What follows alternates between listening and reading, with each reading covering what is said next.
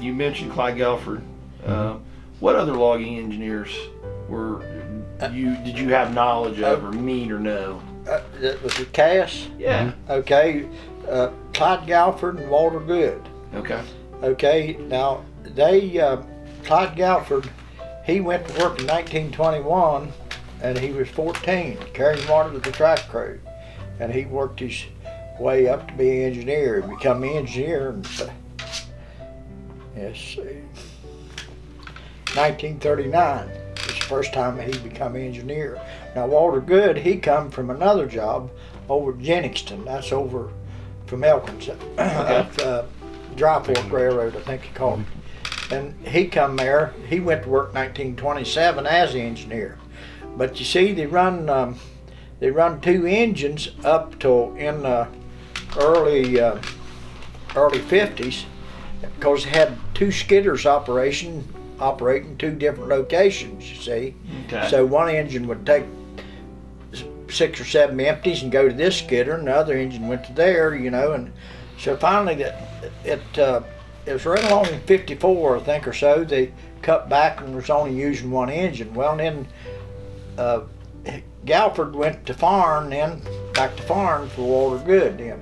And Because Walter had seniority. yeah, he had seniority as being an engineer. And so then he worked like that up to about, I think it's about 1957. I got a question before we go any further on that one. I had saw something written in print one time, and maybe you actually would have had a conversation with Clyde Galford about this. It was documented that he went back to firing for Walter Good. Yeah.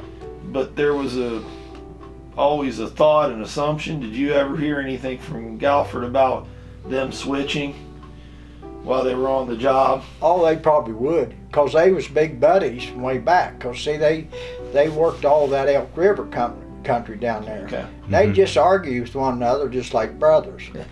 But if you said something about them, he's ready to get into it. Yeah. He'd fight you over them. Yeah. Yeah. And Okay, that was something I'd seen before. I didn't know if that had ever come up. Yeah, they trade off. And All right.